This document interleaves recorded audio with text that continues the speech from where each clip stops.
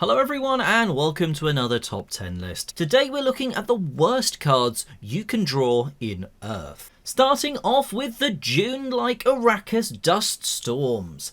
Well, this is just a bad event card. First of all, it's going to give you -2 points at the end of the game. It's going to cost you 5 sprouts, which is effectively another 5. And what does it get you? Some soil. It's no good in my book.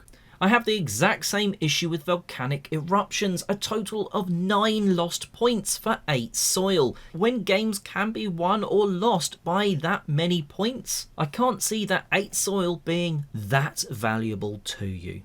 Next up we have the Mineral Rich Land Terrain card. It's got some good tags, but coming with a cost of 12 soil, it completely negates the way it scores points. You're going to get 2 points per soil left in your reserve at the end of the game to a max of 30. Well, in the base game of Earth, you're going to struggle to have much soil left after paying for this card. Next up we have Tsunami. Well, just like with the Desert Storms, this is a lot of lost points for not too much gain. And potentially more than 9, considering it's 5 of those points are coming from growth tokens. That's a lot of points just to gain 6 cards into your hand that at worst are just going to be composted for 6 points. Next up we have the Blossoming Lands Terrain, and a little bit like the previous terrain card with its high costs, it's just going to be harder to play the cards that are actually going to trigger its scoring ability. 3 points per card with a number of leaf points, so your victory points more than 4, that's going to be really hard to get many of them played once you've shelled out for this terrain.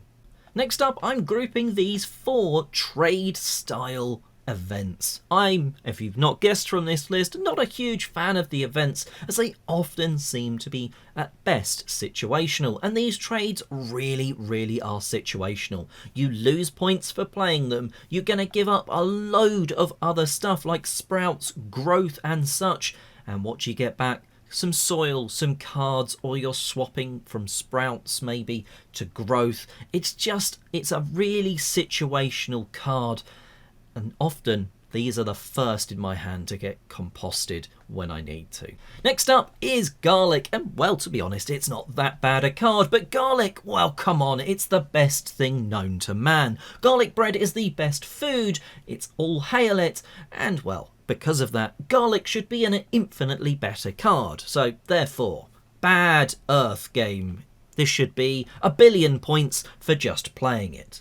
By no means the worst card on this list, but the Dahlia isn't exactly going to set the world alight. First of all, it's a free card, so you can play it to fill your grid quickly, but coming with no points and a growth actually being 3 growth for 3 points, so it doesn't even get you sort of a bonus there, it's a bit of a meh card. It's certainly one that I would pass on unless I'm really trying to rush that grid. Another load of grouped events which, well, these trades are again more situational ones. You're losing points for playing them and you're often losing things to actually gain something.